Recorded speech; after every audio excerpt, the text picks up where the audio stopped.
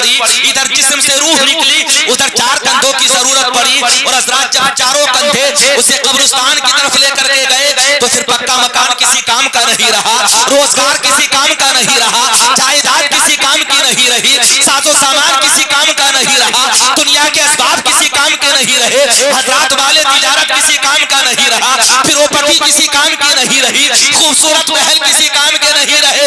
मुस्कुरा करके सुभान अल्लाह कह दो एक दफा। तो एक शेर सुनाता हूं मैं आप हजरात को, बड़ा कीमती। हजरत अल्लामा हक बनारसी ने कहा था कि कितना ही कोई प्यार करे जिंदगी के साथ, ये जिंदगी वफा न करेगी किसी के साथ। है सुभान अल्लाह। असलम भाई जी की दादी मरहुमा आकिल भाई, उनकी दादी मरहुमा के ईसाले सवाब के लिए ये महफिल पाक है। यकीनन मौत तो मौत होती है, जिंदगी से नाता टूट जाने का नाम मौत है, जिंदगी की सांसें रुक जाने का नाम मौत है, और हजरात दुनिया को अलविदा कह देने का नाम मौत है। मेरे और आप हजरात की आंखों से जो रूपोश हो जाए, कभी नजर ना आए, उसे मौत कहते हैं। परवरदिगार आलम की बारगाह में दुआ है अल्लाह रब्बुल आलमीन मय्यत मरहुमा को कब्र में करवट करवट आराम व चैन नसीब फरमाए। आमीन। नहमदुहु व नुसल्लिमु व नुसल्ली अला हबीबिहिल करीम, अम्मा बाद फ़अऊज़ु बिल्लाहि मिनश शैतानिर रजीम, बिस्मिल्लाहिर रहमानिर रहीम।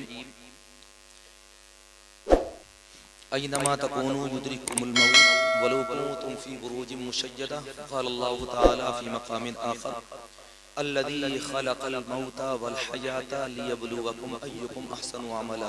सुभान अल्लाह। फ़क़ाल रसूलुल्लाहि सल्लल्लाहु तआला अलैहि वसल्लम अल मौतु तुहफ़तुल मुमिन, सदक़ल्लाहुल अलियुल अज़ीम व सदक़ रसूलुहुन नबियुल अमीनुल मुइनुल मतीनुल मुबीनुल मकीनुल करीम, व नहनु अला ज़ालिका लमिनश शाहिदीन व शाकिरीन वल्हम्दुलिल्लाहि रब्बिल आलमीन।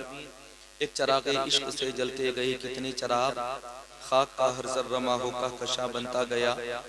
मैं अकेला ही चला था जानिबे मंजिल, मगर लोग साथ आते गए और कारोबार बनता गया। बेशक सुभान अल्लाह। मुझे वो किनारा तू है, चरखे उम्मीद का टूटा हुआ तारा तू है। बेकसों से ये कहेंगे सरे महशर सरकार, ए गुनहगार इधर आके हमारा तू है। सुभान अल्लाह। डगमगाता हूँ तो रहमत के पयाम आते हैं, मेरे लफ्ज़ीदा कदम ही मेरे काम आते हैं। सब बसत हम जो पहुँचते हैं भरे महशर में, शोर उठता है मोहम्मद के गुलाम आते हैं। सुभान अल्लाह। दिल की गहराइयों के साथ दुरूद पाक पढ़ें। अल्लाहु रब्बु मुहम्मदिन सल्लल्लाहु अलैहि वसल्लम नहनु बाद मुहम्मदिन सल्लल्लाहु अलैहि वसल्लम सलातो व सलाम अलैका या रसूल अल्लाह सल्लल्लाहु अलैहि वसल्लम। सलातो व सलाम अलैका या रसूलुल्लाह सल्लल्लाहु तआला अलैहि वसल्लम। यकीनन 12 बजने के करीब हैं, लेकिन एहसान दानिश इलाहाबादी, उन्होंने एक शेर कहा था मौत को मद्देनजर रखते हुए, और मौत को पेशे नजर रखते हुए आप हजरात को एहसास दिलाया, इस बात की तरफ मुतवज्जे कराया कि मौत तो मौत है, और मौत का किसी कदम पर पता नहीं कि कब आ जाए। तशरीफ रखिए, आइए माशाअल्लाह। देखिए ये उलमा का काफिला यकीनन मेरी पुष्ट पनाही के लिए है, और जब पुष्ट मजबूत होती है तो फिर बोलने का हौसला और मजीद हो जाता है। तो मौत हर कदम पर आ सकती है, और मौत का कोई वक्त मेरे और आप हजरात की मालूमात में नहीं है। एहसान दानिश इलाहाबादी ने एक शेर कहा था कि कब्र के चौखटे खाली हैं उन्हें मत भूलो, जाने कब कौन सी तस्वीर लगा दी जाए, जाने कब कौन सी तस्वीर लगा दी जाए। आप हजरात एहसास करते हैं तो एक शेर और सुनाता हूँ आप हजरात को, डॉक्टर इकबाल का। थोड़ा सा मुस्कुरा करके सुभान अल्लाह कहें, और एहसास दिलाएं इस बात का कि 10-20 मिनट इंशाअल्लाह आपको बर्दाश्त करेंगे जी। अल्लामा इकबाल ने कहा था कि जिंदगानी जिसको कहते हैं फरामोशी है, ये ख्वाब है, गफलत है, सरमस्ती है, बेहोशी है। ये जिस दौर से मैं और आप हजरात गुजर रहे हैं, वो दौर जिसे मैं और आप हजरात जिंदगी तसव्वुर कर रहे हैं, एक ख्वाब की तरह है, एक बबूले की तरह है, एक पानी के बुलबुले की तरह है। उसका वजूद कब खत्म हो जाए कोई नहीं जानता, कब हजरात मोहतरम ये चलती हुई हवा रुक जाए किसी को कुछ पता नहीं।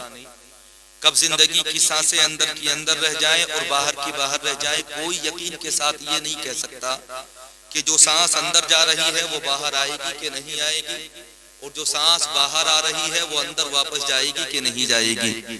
हाँ, एक जमानत है, अगर इंसान ये सोच कर के सांसें ले कि बाहर सांस आए तो लफ्ज़ अल्लाह ज़बान से निकले, और अंदर सांस जाए तो मोहम्मद की मोहब्बत में अंदर सांस जाए, तो मेरा यकीन ये कहता है कि सांस चाहे बाहर रहे चाहे अंदर रहे, इंशाअल्लाह जीना भी कामयाब होगा और मरना भी कामयाब होगा। सुभान अल्लाह। शेर सुनिए, अगर मुस्कुरा करके एहसास दिलाएं तो एक शेर और मैं आप हजरात को सुनाता हूँ, और किसी और का नहीं बल्कि हजरात बहादुर शाह जफर का मैं आप हजरात को शेर सुनाता हूँ।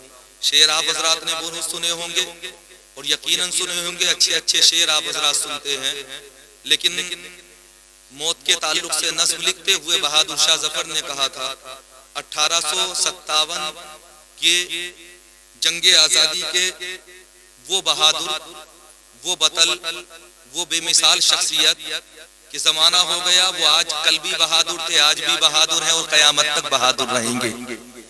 ऐसा मर्तबा व मकाम बहुत कम लोगों को नसीब होता है कि अल्लाह तबारक व तआला ने हमेशा के लिए उन्हें बहादुर लोगों की जबान पर जारी कर दिया। वो अगर एक तरफ बेमिसाल बादशाह थे तो वो दूसरी तरफ हजरत मोहतरम बेमिसाल शायर भी थे। उन्हीं की शायरी से एक शेर सुनाता हूँ। उन्होंने तशबीह दी थी, इस्तिआरा कायम किया था तो कितना खूबसूरत कायम किया था। उन्होंने कहा था कि मैं जानता हूँ मताए बहार क्या है जफर, जिंदगी क्या है, जिंदगी की हकीकत क्या है, मताए बहार जिंदगी की दौलत क्या है, जिंदगी का सरमाया क्या है। उन्होंने कहा था मैं जानता हूँ मताए बहार क्या है जफर। ये आप हजरात ख्याल ना करें कि मौत सिर्फ बूढ़ों को आती है। मियाँ जब नंबर लग जाता है तो हमने तो दुनिया के अंदर बड़े बड़े तनुमंद जवानों को जाते हुए देखा है, बड़े बड़े ताकतवरों को दुनिया छोड़ते हुए देखा, ऐसे ऐसे लोगों को दुनिया को अलविदा कहते हुए देखा कि हजरात जो दुनिया के अंदर बॉडी बिल्डर बन करके जीते थे, जिनके जिस्मों को देखने के बाद लोग ये कहते थे कि इनके जिस्मों का, इनकी बॉडी का कोई जवाब नहीं, लेकिन जैसे ही सांस रुकी तो वो बॉडी भी बेकार साबित हुई, और इतनी बेकार साबित हुई कि जिस बॉडी का वो मुजाहरा जाकर के हजरात मेलों में, नुमाइशों में या बड़ी बड़ी स्क्रीनों के सामने या बड़ी बड़ी महफिलों में किया करते थे, जिस्म से रूह निकली तो वो बॉडी बेकार साबित हुई। और इतनी बेकार साबित हुई कि बॉडी है, जिस्म है, हाथ है लेकिन पकड़ नहीं सकते, पैर हैं लेकिन चल नहीं सकते, आंखें हैं लेकिन देख नहीं सकते, कान मौजूद हैं लेकिन सुन नहीं सकते, मुंह मौजूद है लेकिन खा नहीं सकते। मियाँ इसी को तो ताल्लुक कहते हैं जिस्म और रूह का। हजरात जिस्म तो जिस्म है लेकिन रूह का जिस्म से इतना गहरा ताल्लुक है, अगर हजरात रूह जिस्म से बाहर हो गई तो फिर जिस्म किसी काम का नहीं रहता है। अगर रूह निकल गई तो फिर हजरात जिस्म बेकार साबित हो जाता है। अगर रूह निकल गई तो फिर हजरात जिस्म तो बेकार इस तरह से हो जाता है कि फिर वो खुद चलता नहीं बल्कि उसे चलाने के लिए दूसरों के सहारे की जरूरत होती है। इतना बेकार साबित हो जाता है कि नहलाएंगे तब दूसरे नहलाएंगे, कफन पहनाएंगे तब दूसरे पहनाएंगे, कंधों पर उठाएंगे तब दूसरे उठाएंगे, मसहरी को सजाएंगे तब दूसरे सजाएंगे, कब्रिस्तान की तरफ लेकर के जाएंगे तब दूसरे लेकर के जाएंगे, कब्र में उतारेंगे तब दूसरे उतारेंगे, परगे लगाएंगे तब दूसरे लगाएंगे, और तरह तरह छोड़ करके चले आएंगे। हजरात रूह निकली तो जिस्म बेकार हो गया, रूह निकली तो जिस्म किसी काम का नहीं रहा, रूह निकली तो फिर हजरात मोहतरम जिस्म को दूसरों के सहारे की जरूरत पड़ गई। गौर फिक्र तो करो कि इतना बेकार हो गया जिस्म कि नहलाने के लिए, कफनाने के लिए, खुशबू लगाने के लिए दूसरों के सहारे की जरूरत पड़ रही है। इसी को पेशे नजर रखा था तो बहादुर शाह जफर ने कहा था कि मैं जानता हूँ मताए बहार क्या है जफर, मैं जानता हूँ मताए बहार क्या है जफर। चमन में वर्क गुलिस्तान में अश्क शबनम है, जैसे हजरात शबनम का कतरा गिरता है और शबनम का कतरा गिरने के बाद जैसे ही सूरज की किरणें निकली, जैसे ही सूरज ने थोड़ी सी तमाशत इख्तियार की, शबनम का वजूद ही खत्म हो गया। हजरत मोहतरम वो शबनम का कतरा ही खुश्क हो गया, उसका नामो निशान तक गायब हो गया। एक दरख्त पर पत्ता पैदा पैदा हुआ, हजरत मोहतरम उसके अंदर हरियाली पैदा हुई, उसके अंदर सब्जा पैदा हुआ। सब्जा पैदा होने के बाद देखते ही देखते एक जमाना वो आया कि वो पतझड़ का शिकार हुआ। जब वो पतझड़ का शिकार हुआ तो यही पत्ता हजरत पेड़ से टूटने के बाद जमीन पर आकर के गिर गया। और हजरत जब वो जमीन पर आकर के गिरा तो कभी हजरत हवा के झोंके उसे दाएं लेकर के गए, कभी उसे हवा के झोंके बाएं लेकर के गए, कभी हवा के झोंके उसे आगे लेकर के गए, कभी हवा के झोंके उसे पीछे लेकर के गए। मतलब वो मकसद ये है कि इंसान का वजूद इतना बेकार वजूद है कि इधर इंतकाल हुआ, उधर दूसरे के सहारे की जरूरत पड़ी, इधर जिस्म से रूह निकली, उधर चार कंधों की जरूरत पड़ी। और हजरत जब चारों कंधे उसे कब्रिस्तान की तरफ लेकर के गए तो फिर पक्का मकान किसी काम का नहीं रहा, रोजगार किसी काम का नहीं रहा, जायदाद किसी काम की नहीं रही, साजो सामान किसी काम का नहीं रहा, दुनिया के असबाब किसी काम के नहीं रहे, हजरात वाले तिजारत किसी काम का नहीं रहा, प्रॉपर्टी किसी काम की नहीं रही, खूबसूरत महल किसी काम के नहीं रहे। मुस्कुरा करके सुभान अल्लाह कह दो एक दफा। तो एक शेर सुनाता हूँ मैं आप हजरात को, बड़ा कीमती। हजरत अल्लामा हक बनारसी ने कहा था कि कितना ही कोई प्यार करे जिंदगी के साथ, ये जिंदगी वफा न करेगी किसी के साथ। है सुभान अल्लाह, नारे तकबीर, नारे रिसालत, जिंदाबाद। समझ में आ रहा है कि नहीं आ रही है कि नहीं आ रही? कारी अकरम साहब ने बताया था हजरात के बड़ा गहरा ताल्लुक है मेरा असलम भाई से।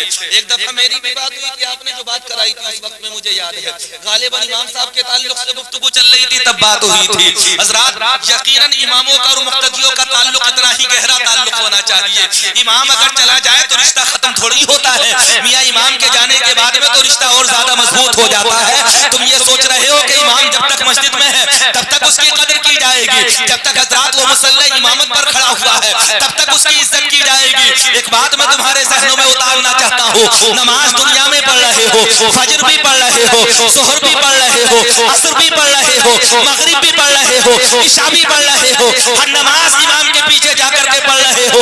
लेकिन हज़रात अभी नमाजों का इनाम मिलने का वक्त नहीं आया है, अभी नमाजों का बदला मिलने का वक्त नहीं आया है। नमाजों का बदला तुम्हें दुनिया में नहीं मिलेगा, बल्कि नमाजों का बदला तुम्हें मैदान आखिरत में जाकर के मिलेगा।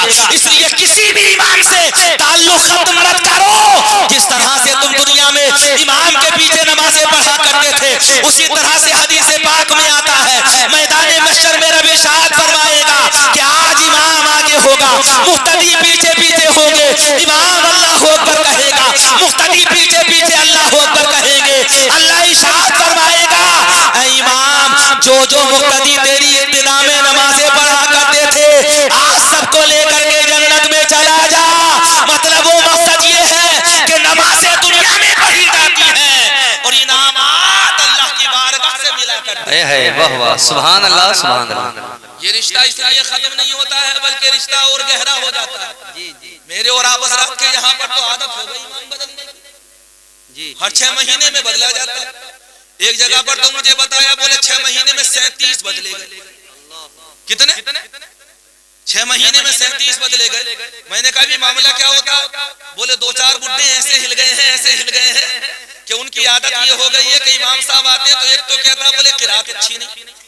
अच्छा, मुझे हैरत ये होती कि इन बड़े मियाँ ने किरात कब पढ़ी, कौन से मदरसे में जाकर के पढ़ी, किस मौलाना साहब के पास जाकर के पढ़ी। हैरत तब होती है हज़रात कि जब एक बुड्ढा ये कहता बोले साहब इमाम साहब से दुआलीन नहीं निकलला, इमाम साहब से काफ नहीं निकलला, इमाम साहब से है नहीं निकलला, इमाम साहब से ऐन नहीं निकलला। ईमानदारी के साथ बता रहा हूँ, जो हज़रात बुजुर्ग ये कहते हैं ना कि इमाम साहब से दुआलीन नहीं निकलला, उनसे कभी दुआए कुनूत सुन करके देखना, उनसे कभी अत्तहियात सुन करके देखना, उनसे कभी अलहम्द सुन करके देखना, उनसे कभी सूरह काफिरून सुन करके देखना, उनसे कभी सूरह इखलास सुन करके देखना, उनसे कभी अल्लाहुम्मा रब्बना सुन करके देखना। मेरा यकीन और ईमान ये कहता है जो ईमानदार होता है वो इमाम की नुक्ताचीनी नहीं करता, बल्कि वो इमाम की इक्तिदा करता है। मुक्तदी तो वही होता है जो इमाम की इक्तिदा करे, और इमाम वही होता है जो मुक्तदियों का ख्याल रखे। कामयाबी नुक्ताचीनी करने में नहीं है, बल्कि कामयाबी इक्तिदा करने में है। तुम दुनिया में रह के इमाम की इक्तिदा करो, अल्लाह तुम्हें इसी इक्तिदा में जन्नत में दाखिल फरमा दे। वाह वाह, सुभान अल्लाह। जुबान बात सही है क्या गलत? अच्छा, थक तो नहीं गए आप हज़रात? मुस्कुरा करके सुभान अल्लाह। समझ में आ रही कि नहीं आ रही? अब चलते हैं असल तरफ लेकर के चलता हूं मैं आप हज़रात को। और बड़ी खूबसूरत हदीस पाक सुनाऊं, हजरत मौला अली एक शख्स आया और आने के बाद अर्ज करने लगा, सरकार मैंने एक मकान खरीदा है और मैं ये चाहता हूं कि उसका बैनामा आप अपने हाथों से तहरीर फरमा दें। उस जमाने में बैनामा बड़े नेक लोग लिखा करते थे। आज के जमाने में रजिस्ट्री होती है तो हजरात तहसील में जाना पड़ता है। आज के जमाने में रजिस्ट्री होती है तो कहाँ जाना पड़ता है? कोर्ट कचहरी जाना पड़ता है, सरकारी अधिकारियों के पास जाना पड़ता है। लेकिन उस जमाने में अगर किसी बुजुर्ग ने, किसी नेक आदमी ने कोई तहरीर लिख दी तो उस तहरीर को ही बैनामा समझा जाता था। और होता भी तो यही था। मियाँ पहले अगर हजरात गवाही की जरूरत पड़ती थी तो दाढ़े वाली को तलाश किया जाता था। पहले गवाही की जरूरत पड़ती थी तो नेक लोगों को तलाश किया जाता था। हमने तो खुद अपने बचपने में देखा है, अगर ठगने में जरूरत पड़ी तो हजरात दाढ़ी वाले की गवाही काफी होती थी। अगर झगड़े में जरूरत पड़ी तो दाढ़ी वाले की गवाही काफी होती थी। मेरे दिल ने ये कहा, मौला जब दाढ़ी की इतनी इज्जतें हैं तो फिर दाढ़ी वाले की इज्जतें कितनी होगी? परवरदिगार आलम मेरा यकीन ये कहता है कि मैदान महशर में भी जो दाढ़ी वाला होगा वो बख्शा जाएगा। वजह ये है कि दाढ़ी रखना दुनियादार की सुन्नत नहीं है बल्कि महबूबे परवरदिगार की। सुभान अल्लाह, सुभान। तो हजरात बैनामा तहरीर होता था और जब बैनामा तहरीर होता था तो हजरत अली से कहा गया, सरकार मैंने एक मकान खरीदा है, आप अगर उस मकान की तहरीर लिख दें, बैनामा लिख दें तो मैं ये समझूंगा कि कागज कंप्लीट हो गए। हजरत मोहतरम हजरत अली फरमाते हैं, कागज कलम मुझे दे दो, कल आकर के लेकर के चले जाना। ये किसी और की बात नहीं हो रही बल्कि ये हजरत मौला अली की बात हो रही है, दामाद मुस्तफा की बात हो रही है, शोहरे बतूल की बात हो रही है। वो अली जो फरमाते हैं, मैं उस वक्त तक नमाज की नियत नहीं करता जब तक अल्लाह के जलवों का दीदार क्या बोल नहीं रहे आप हजरात? ऐसा लग रहा है जैसे बोलते बोलते थक गए हूँ आप हजरात। कारी अकरम साहब ने तो ज्यादा नहीं बुलवा दिया आपको।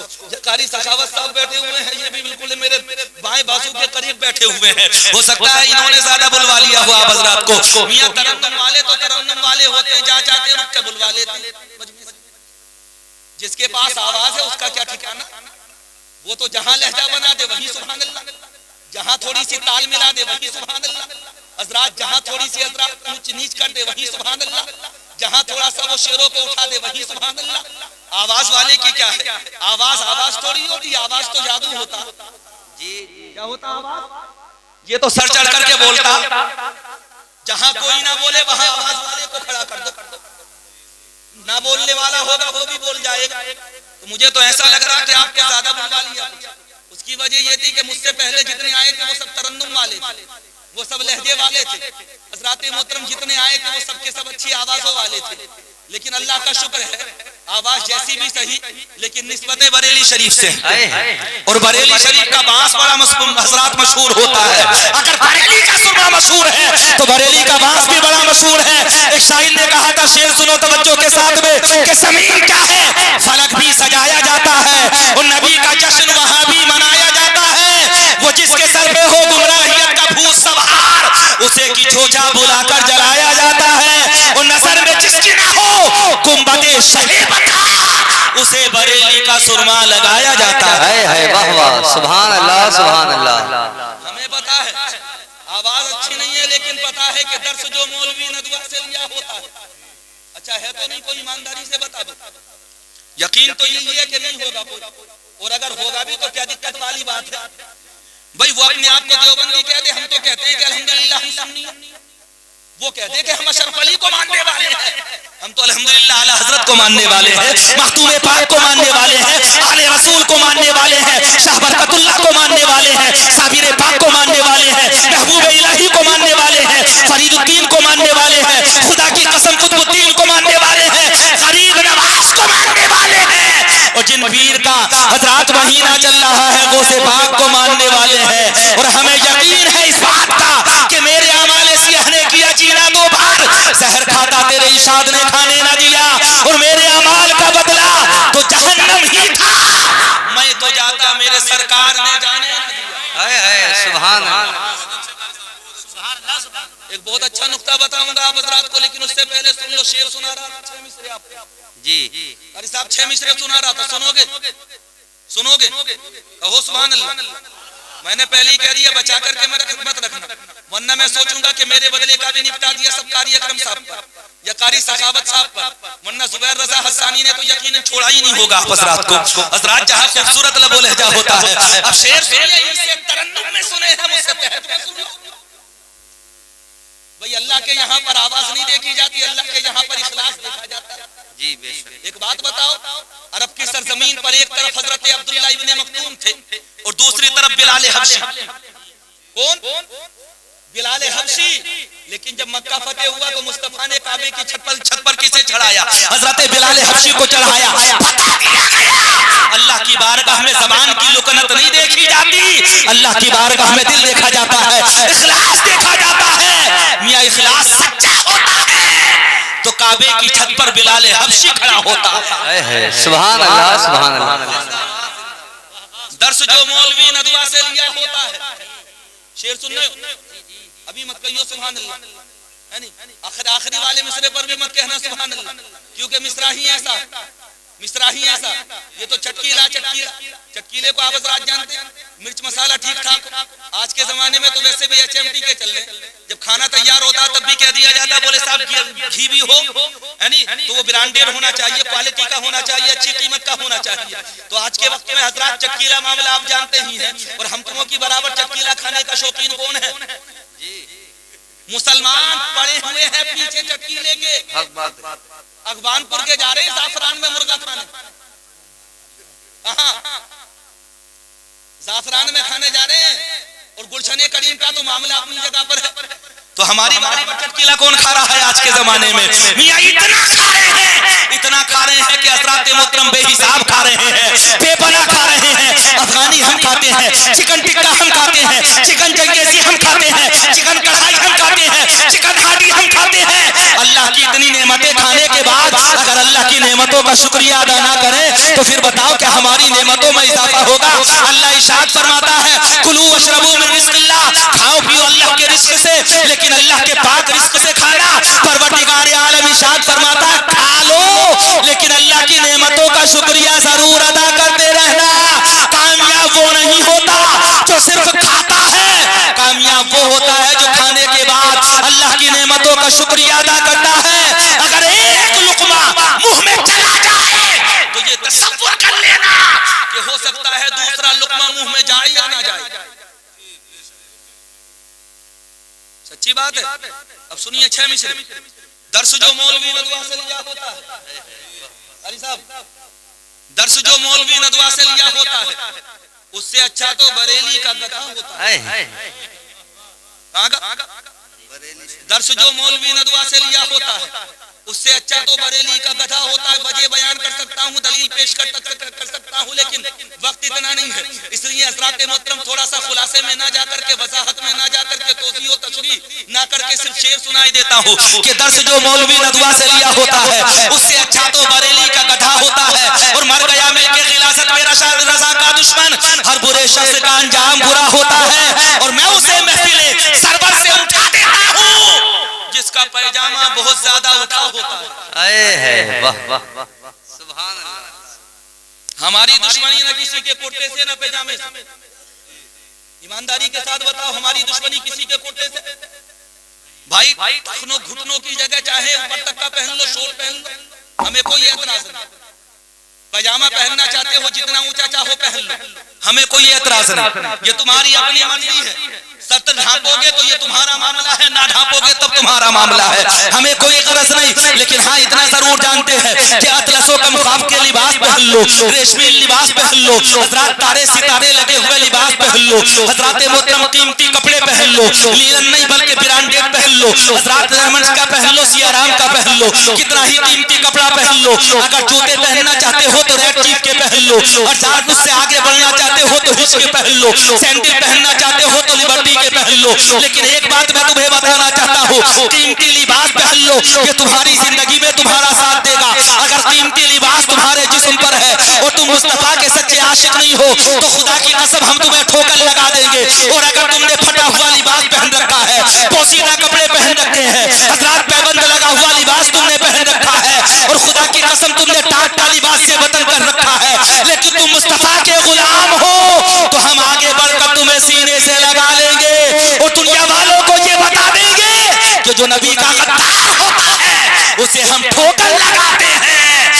नबी का वफादार होता है उसे हम सीने से लगाते हैं। हमारी इस बात से है कि जो नबी का है वो हमारा है और जो नबी का नहीं है वो हमारा भी नहीं है। सुभान अल्लाह, सुभान। सुनिए, हजरत अली पहुंच गए, जाने के बाद अर्ज किया सरकार बैनामा लिख दीजिए। हजरत अली ने बैनामा तहरीर फरमाया। अगले दिन वो शख्स आया कागज लेने के लिए और आने के बाद अर्ज करने लगा सरकार लिख दिया बैनामा। हजरत अली फरमाते हैं हाँ लिख दिया, लेकर जाओगे? उस शख्स ने कहा बोले हाँ सरकार लेने के लिए आया हूँ। आप बयान फरमाते हैं ले जाने से पहले पढ़ तो लो। और हजरात जब मैंने इस वाक़े को पढ़ा तो खुदा की कसम पैरों के नीचे से जमीन निकल गई। जिंदगी और मौत की हकीकत बताना चाहता हूँ मैं आप हजरात को, एहसास दिलाना चाहता हूँ। ये मकानात, ये पक्की दीवारें, ये हजरात मोहतरम सीमेंटेड रास्ते, ये मेरे और आप हजरात के यहाँ पर मकानों में लगी हुई टाइल्स, ये मेरे और आप हजरात के यहाँ पर बिछा हुआ मार्बल, ये खूबसूरत हजरात दीवारों और छतों के अंदर हुई सीलिंग, ये मैं और आप हजरात जो देख रहे हैं हजरात दीदा से पंखे जिन पर मेरी और आप हजरात की बारहा नजर पड़ती रहती है। खुदा की कसम सांस रुकने के बाद कोई भी तो किसी काम का नहीं रहता। मरने के बाद ये पता नहीं चलता कि मार्बल कैसा है, मरने के बाद ये पता नहीं चलता कि हजरात मोहतरम दीवारों पर लगा हुआ जो टाइल्स है ये कैसा है। मरने के बाद ये एहसास नहीं होता कि ये जो कीमती साजो सामान है ये किसी काम का है कि नहीं है। हजरत अली फरमाते हैं तहरीर ले जाने से पहले पढ़ तो लो। उस शख्स ने जब तहरीर पढ़ी, कागज खोल करके देखा तो पहले तो आंसू आए, उसके बाद में हिचकियां बंधी और हिचकियां बंधने के बाद उसके जिस्म का रुआ रुआ खड़ा हो गया, कांपने लगा और कांपने के बाद बेहोश होकर के जमीन पर गिर पड़ा। जब थोड़ी देर के बाद में होश आया था तो लोगों ने उससे पूछा था हजरत अली के पास आने वाले ये तो बता कि आखिर तूने कागज में लिखा हुआ क्या देखा कि जिसे देखने के बाद तू बेहोश होकर के जमीन पर गिर पड़ा। इतना कांपा तू कि तेरे जिस्म का रुआ रुआ खड़ा हो गया, तेरे बदन पर राशा तारी हो गया, तेरी आंखें पथराने लगी। आखिर वजह क्या थी, क्या देखा था तूने? उस नामे के अंदर लिखा हुआ क्या था? जवाब सुनिए।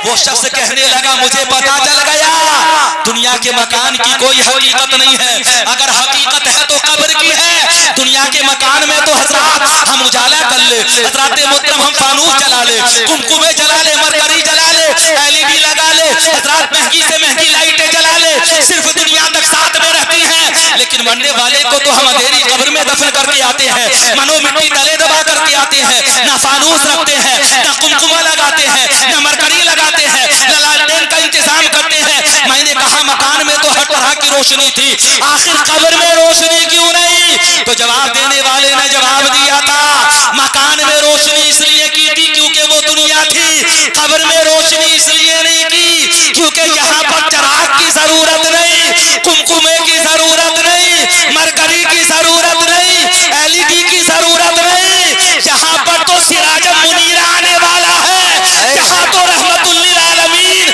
अजल बकर होने वाले हैं, जहाँ मुस्तफा तशरीफ लाने वाले हैं और जहाँ नबी आते हैं वहाँ चराग की जरूरत नहीं होती है। बेशक सुभान अल्लाह। नबी घर में आ जाए तो घर में उजाला, नबी दिल में आ जाए, नबी कब्र में आ जाए तो कब्र में उजाला। इसीलिए तो हम चराग नहीं रखते अंधेरी कब्र में।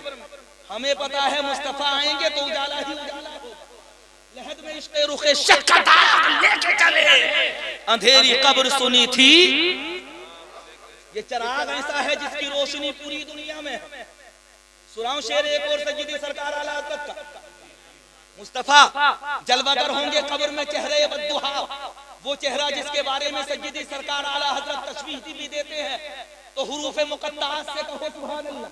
कौन से हुरूफ से? हुरूफ मुक़त्तआत से हज़रत शेर कहा गया था काश के सू हा दहन याबरू आके स्वाद काफा जाए स्वाद उनका है चेहरा नूर का, ऐ रज़ा ये अहमद नूरी का फैज़ नूर है। हो गई मेरी गज़ल बढ़कर कसीदा नूर का। तो मुस्तफा तो नूर है, नूर। सरकार कब्र में आ जाए तो उजाला ही उजाला। इसीलिए तो हम कहते हैं बड़े फख्र से कि कौन कहता है दूर रहते हैं, बन के आंखों का नूर रहते हैं, मेरे दिल का तवाफ कर जन्नत मेरे दिल में हुजूर रहते हैं। हजरत अली जब उस शख्स ने कहा था, ऐ लोगों क्या पूछते हो कि हजरत अली ने तहरीर क्या लिखी है, दर्ज क्या किया है हजरत अली ने। लोगों ने पूछा था, ऐ बताए शख्स बता तो दे, आखिर तू बेहोश कैसे हो गया, तेरे जिस्म पर राशा कैसे तारी हो गया, तू कांपने कैसे न लगा। तो हजरत उस शख्स ने कहा था, मुझे पता चल गया जिंदगी की हकीकत क्या है और मौत की हकीकत क्या है। कहने लगे, बोले ये तो बताओ कि हजरत अली ने लिखा क्या। जहां लिखने वाले अली कौन हो, अली अना मदीनतुल इल्मी वालिदुल बाबूहा, मुस्तफा इल्म के शहर और अली इल्म का दरवाजा। तो जहां इल्म का दरवाजा हो वहां लिखा जाएगा। तो बेमिसाल हजरत अली की एक एक नसीहत उठा करके देख लो, खुदा की कसम पूरी कायनात समा जाएगी। एक एक मलफूज उठाकर देख लो हजरत अली का। हजरत अली ने हजरत अली की बातों में जितनी हिकमतें पाई जाती हैं, खुदा की कसम वही हजरत अली फरमाते हैं कि मैंने कभी जिंदगी में उस शख्स को गरीब होते हुए नहीं देखा जो अल्लाह की राह में खर्च करता हो। हजरत अली की अगर हिकमतें बयान होने लगे, वो अली जो लिखने पर आ जाए तो बिस्मिल्लाह की बाकी तफसीर लेके कहो सुभान अल्लाह। हजरत अली फरमाते हैं कि मैं अगर बिस्मिल्लाह की बाकी तफसीर लिखने पर आ जाऊं तो 40 ऊंट मिल करके भी बिस्मिल्लाह की बाकी नुक्ते के तफसीर का बोझ ना उठा सके।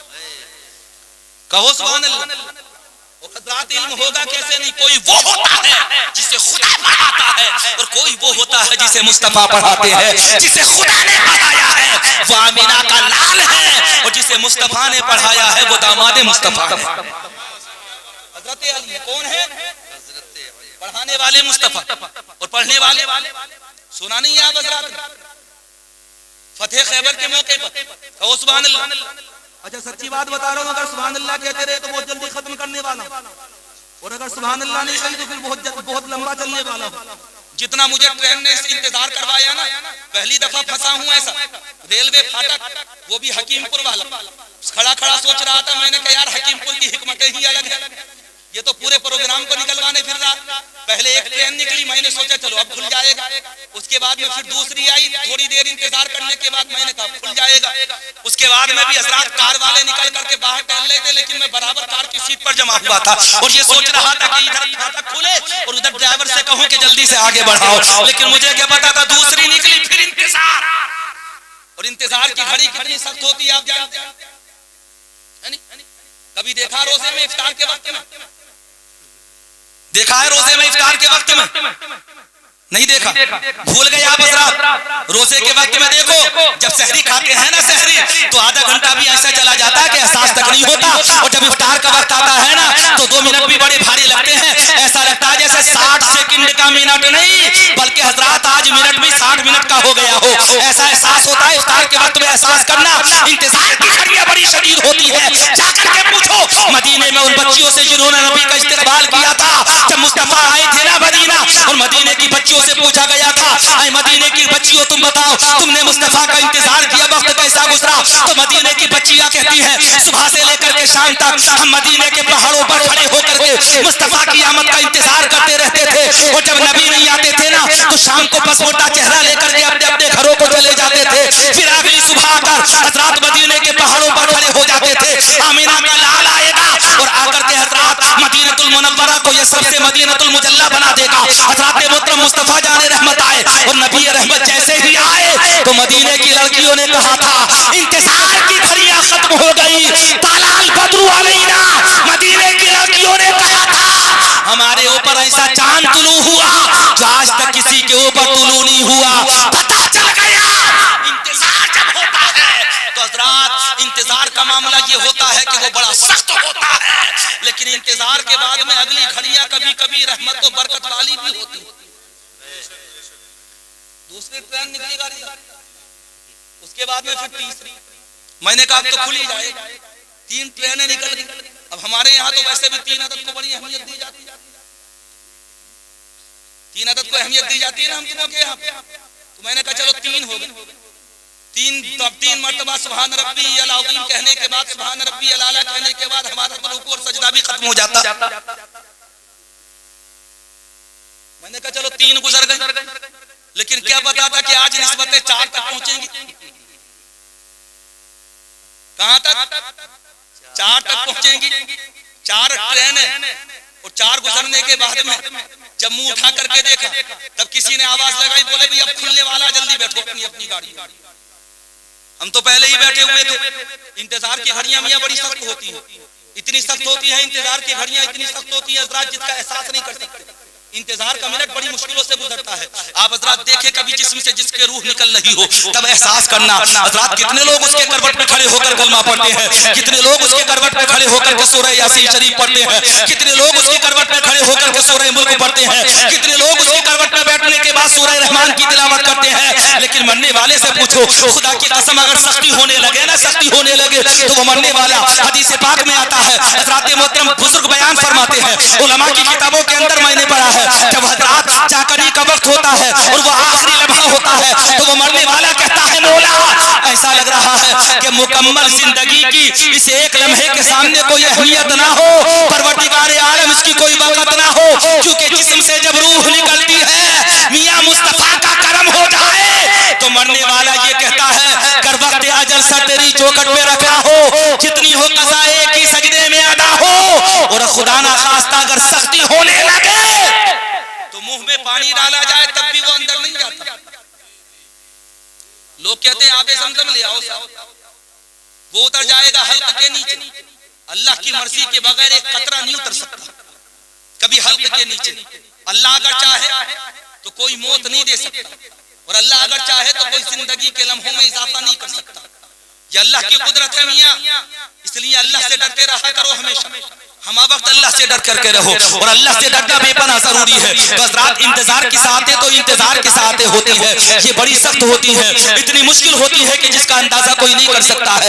हजरात सुनिए, चलिए आगे बढ़ते हैं। हजरत अली फरमाते हैं 12:30 बजने वाले हैं, इंशाअल्लाह 10 मिनट में अपनी गुफ्तगू को खत्म कर दूंगा। हजरत अली फरमाते हैं वो शख्स आया था हजरत अली के पास, खुदा की कसम हजरात वो बैनामा देखा गया। वो शख्स कहने लगा क्या बताऊं मैं तुम्हें उस बैनामे की हकीकत, अगर मैं तुम्हें बता दूं तो तुम्हारे पैरों तले से जमीन निकल जाएगी। क्या क्या लिखा हुआ? लिखने वाले हजरत अली सिर्फ 4 चीजों में पूरी दुनिया को समेट कर रख दिया, 4 चीजों में। और मियां लोग कह देते हैं कि सब बराबर, हम तो ये कह देते हैं कि तुम्हारी अकले वो जिस पर दुनिया मातम करे और अल्लाह वालों की अकले वो कि उनकी फिक्र तक कोई नहीं पहुंच सकता, उनकी सोच तक कोई नहीं पहुंच सकता। हजरात मोहतरम उनकी अकल जहां तक जाती है वहां तक कोई नहीं पहुंच सकता। अल्लाह वाला तो अल्लाह वाला होता है, खुदा की कसम अल्लाह वाले का कोई जवाब नहीं होता। मैंने फारसी की किताब के अंदर एक बड़ी मशहूर और मारूफ हिकायत पढ़ी है। एक दफा अल्लाह के पैगंबर ने कह दिया था मौला 4 चीजें होती और 4 चीजें नहीं होती, 4 चीजें बूदे वो चहार ना बूदे। फारसी 4 चीजें होती और 4 नहीं होती तो जिंदगी जीने में बड़ा मजा। पूछने वाला भी कौन था? पैगंबर। और पूछ किससे रहे थे? अल्लाह से। अल्लाह की बारगाह में फरियाद कर रहे थे मौला 4 होती और 4 नहीं होती, अब चारों में ही पूरी दुनिया को समेट लिया। कहो सुभान अल्लाह। अल्लाह इरशाद फरमाता मेरे पैगंबर ये तो बताओ कि कौन सी 4 होती और कौन सी 4 नहीं होती। अब सुन तो लो जवाब कि कहा क्या था। अल्लाह की बारगाह में कहा मौला जवानी होती बुढ़ापा नहीं होता, जवानी होती नहीं होता, परवरदिगार आलम मालदारी होती और गरीबी नहीं होती। अल्लाह की बारगाह में कहा मौला जिंदगी होती और मौत नहीं होती। जरा अंदाजा तो करो 4 ही चीजों में पूरी दुनिया को समेट लिया, पूरी दुनिया को कुछ भी बाकी नहीं बची। क्योंकि पैगंबर की अकल पैगंबर की होती है, जहां तक हमारी अकल की रसाई ना हो खुदा की कसम वहां से तो पैगंबर के अकल की इब्तिदा होती है। और ये भी एक मिसाल दी जा रही है, तस्बीह है तस्बीह, वरना कोई समझा नहीं सकता, बता नहीं सकता। उसकी वजह यह है पैगंबर वो होता है जो हिदायत लेकर आता है और हम वो होते हैं जिन्हें पैगंबर की वजह से हिदायत मिलती है। फर्क बिल्कुल वाज़ेह है, बिल्कुल साफ है। इसलिए समझ लीजिए हज़रात, पैगंबर इस्लाम ने कहा था परवरदिगार आलम 4 चीजें होती और 4 चीजें नहीं होती। मौला अमीरी होती और गरीबी, बुढ़ापा जवानी होती और बुढ़ापा, जिंदगी होती और मौत, चौथी कौन सी? तंदुरुस्ती होती और बीमारी नहीं होती। तंदुरुस्ती होती और बीमारी। अच्छा एक बात बताओ, बीमारी तो बीमारी और सबसे ज्यादा खुदा याद आता है तो हालत बीमारी। इसलिए अल्लाह ने बीमारी को हज़रत मोहतरम रहमत बनाया। अगर किसी की बीमारी लंबी हो जाए ना तो ये मत कहा करो बोले अपने अमाल की सजा भुगत लिया, ताना दे दे बोले भर दिया है जितना हक दबाया है, बोले जितना हिसाब दुनिया के अंदर जितना दबाया था सबका हिसाब देना। हज़रत मोहतरम दुनिया में ही चुका करके जाएगा, हालांकि सब जानते हैं कि अमाल का बदला दुनिया में नहीं दिया जाएगा, मैदान आखिरत में दिया जाएगा। लेकिन जानते हो ये जो बीमारी होती है लंबी बीमारियां, और लंबी बीमारियां क्या पैगंबरों को नहीं लगी है, अल्लाह के नेक बंदों को नहीं लगी है, महीनों महीनों की लगी है। हज़रत अय्यूब का वाकया नहीं सुना है आप हज़रात ने? हज़रत याकूब अलैहिस्सलाम के बारे में नहीं सुना है आप हज़रात ने? हज़रत इब्राहीम की बीमारी के बारे में नहीं सुना है आप हज़रात ने? एक एक पैगंबर के बारे में सुना होगा। अल्लाह के नबी इरशाद फरमाते हैं बीमारी को ज़हमत मत जानो, बीमारी रहमत होती है, क्योंकि जिस कराते हुए सांस के साथ बंदा अल्लाह को याद करता है, अल्लाह रब्बुल आलमीन उतने ही ज्यादा उसकी जिंदगी के गुनाहों को माफ फरमा देता है। मुस्तफा इरशाद फरमाते हैं कि बुखार जब आता है तो उसे बुरा मत कहो, बल्कि वो तुम्हारे गुनाह सगीरा को साथ में लेकर जाता है। नहीं कहोगे सुभान अल्लाह? वसाहत इंशाअल्लाह फिर करूंगा, लेकिन सुन लीजिए अभी तो वही वाकया रह गया अधूरा, उसी को मुकम्मल करने के बाद गुफ्तगू को खत्म करता हूँ। वैसे भी कारी अकरम साहब ने कहा था, बोले कारी साहब 12 बजे तक बयान चलेगा। मैंने कहा हो सकता है साहब अखबानपुर के लोगों को 12 बजे तक ही सुनने की आदत, ऐसा भी तो हो सकता और ऐसा भी हो सकता है कि 2 बजे तक सुनते हो, लेकिन हाँ 12 बजे बेहतरीन टाइमिंग, शानदार टाइमिंग। उसकी वजह यह है कि रात भर नारे लगाओगे, अल्लाह अकबर कहोगे, सुभान अल्लाह कहोगे, अब तो कुर्सियां घेरे हुए बैठे हो, लेकिन सुबह को जब मुअज्जिन कहेगा अल्लाह अकबर, तो उसी वक्त में अगर हम सोते रह जाएं तो फिर बताओ जलसा सुनने के जलसा तो सुन लिया, लेकिन अमल करने का फायदा कैसे मिलेगा मुझे और आप हज़रात को? अगर वाकई अमली मैदान में उतरना चाहते हो तो जलसों को मुख्तसर करो, नमाज़े फज्र अदा करो, और दुनिया वालों को ये बता दो कि हम सिर्फ नारा लगाने वाले नहीं हैं, बल्कि उस पर अमल करने वाले भी हैं। हमारी कौम के ही अफराद तो वो अफराद थे कि जिन्होंने कहा था खुदा की शान दिखला दो, जो होगा देखा जाएगा। नबी का दीन फैला दो, नबी का दीन फैला दो, जो होगा देखा जाएगा। और खुदा की याद थी, सजदे थे तलवारों के साए में, वही तारीख दोहरा दो, जो होगा देखा जाएगा। एक शेर और सुना दो, सुभान अल्लाह। हुसैन इब्ने अली का नाम लेकर अपनी कश्ती को, अच्छा जहां इमाम हुसैन का नाम आ जाए वहां लोगों को जगाने की जरूरत नहीं पड़ती। सिर्फ एक नाम ऐसा है जिसमें इतनी जाज़ियत है, जो लोगों में इतना जज्बा पैदा कर देता है। इस महीने में बयानात सुनो तो सुनने वाले 150, लेकिन खुदा की कसम मुहर्रम में सुनो तो सुनने वालों का तांता, सुनने वालों की लाइन, सुनने वालों का जम्मे गफीर।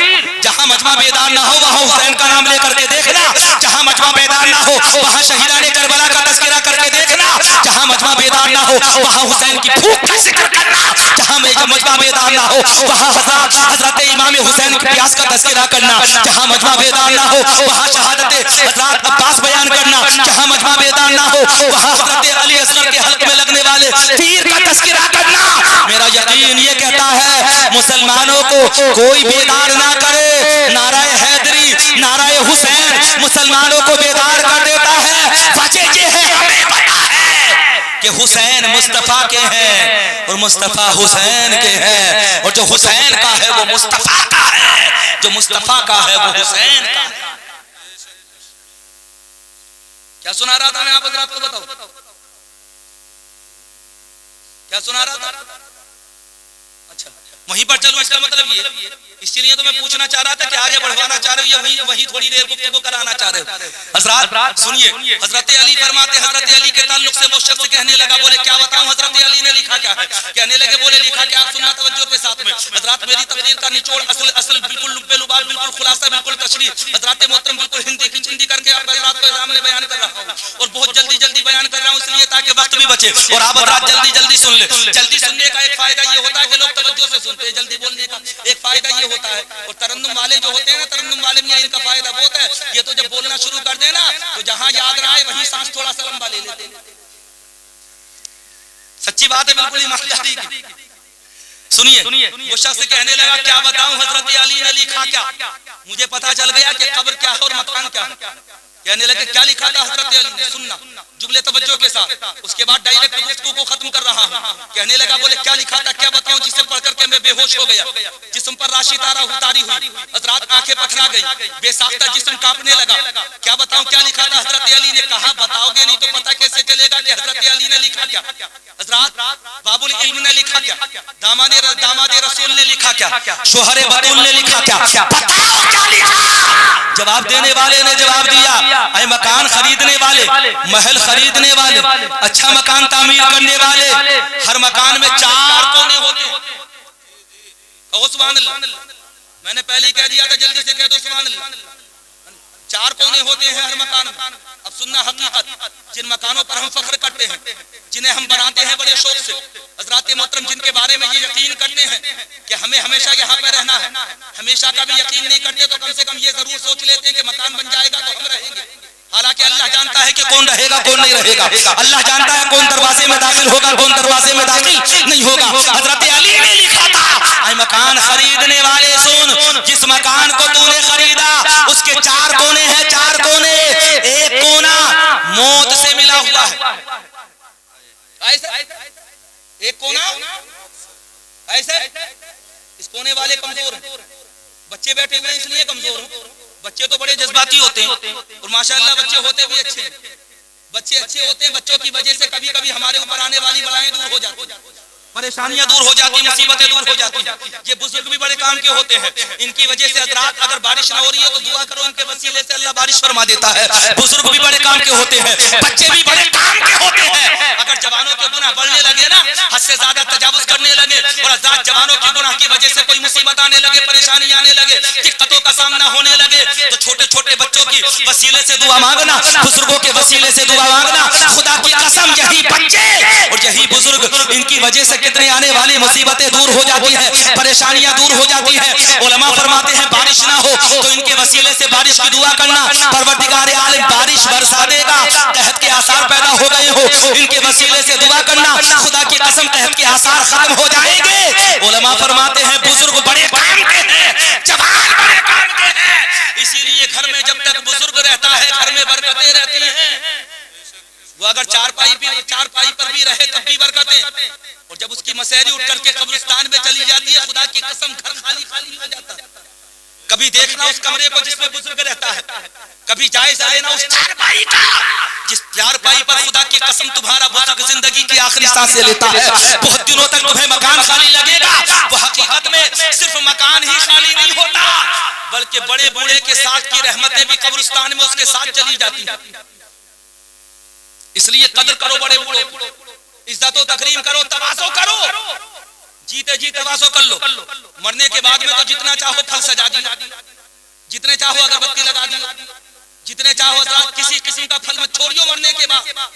लेकिन हजरात इस्लाम कहता है कि मौत से पहले जिंदगी की कदर करो। लेकिन हम तो मौत की कदर करते हैं, जिंदगी की कदर कब करते हैं मैं और आप हजरात। एक जगह पर मैं फातिहा में पहुंचा, हटाने के लिए नहीं कह रहा, वहां जाकर के देखा तो एक कप था, कप के अंदर क्या थी, राख भरी हुई। राख को तो जानते हैं। अच्छा ये कोई इतना मुश्किल बात है, इस पे भी सुभान अल्लाह कहने तैयार नहीं है। राख भी इतनी मुश्किल हो गई, गैस के चूल्हों का जमाना आ गया ना, इसलिए घबरा रहे हो आप।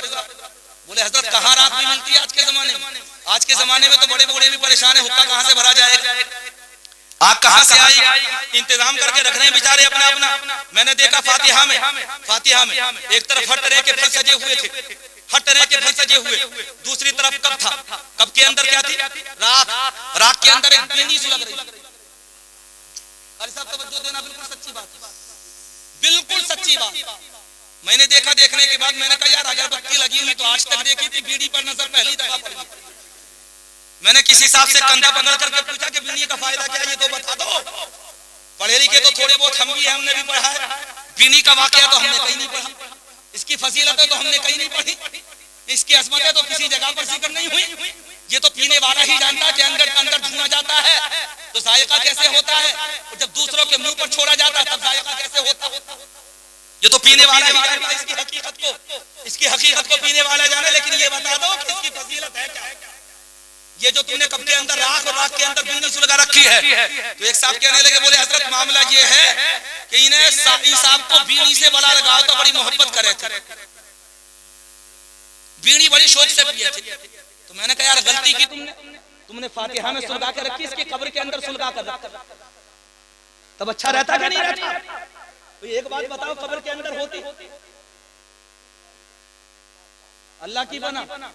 ये हजरात हमारी बेवकूफी नादानियां हैं, ये हमारी कमकलियां हैं, कमकलियां।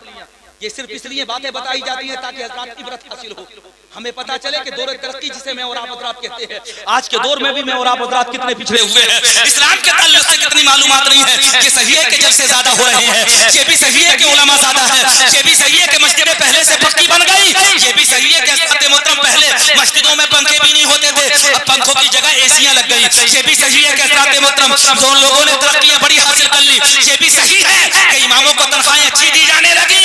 लेकिन ये भी सही है कि आज भी हमारे बड़े बूढ़ों की दुआएं कुनूत सही नहीं हुई है, आज भी हमारे हज़रात बड़े बूढ़ों की अत्तहियात दुरुस्त नहीं हुई है, ये भी अपनी जगह पर सही है।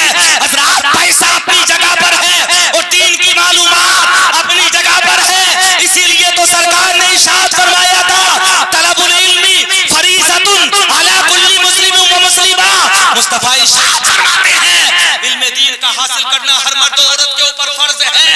इतना सीख लो कि कम से कम अल्लाह की बारगाह में जाओ तो शर्मिंदा ना होना पड़े। जैसे ही इंतकाल हुआ, अच्छा गिनते गिनते मौलवी भी थक जाता बेचारा, फातिहा पढ़ने वाला बोले देखो कौन सा कोई सा फल रह तो नहीं गया, सेब भी मिल जाएगा, अनार भी मिल जाएगा, बेमौसमी फल भी मिल जाएगा।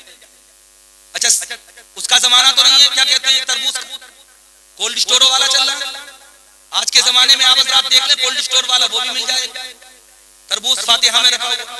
आप हज़रात देख लीजिए किसी ना किसी तरफ से पपीता भी आई जाएगी, हर चीज आ जाएगी फातिहा के लिए मरने के बाद।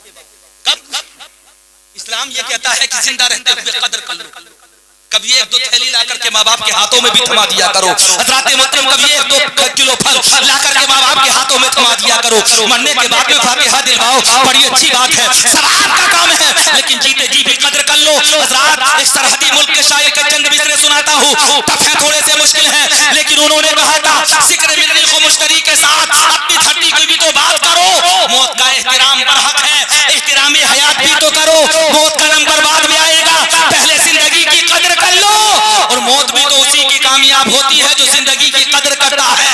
बड़े बूढ़े की इज्जत और तकरीम करो, और इससे पहले के तबाक में फल सजाए जाए उससे पहले एहसास दिला दो कि मैं जिंदगी में भी इंशाअल्लाह माँ बाप की खिदमत में पीछे नहीं हटूंगा। बस सही नहीं, मकान का एक कोना मिला हुआ है, मौत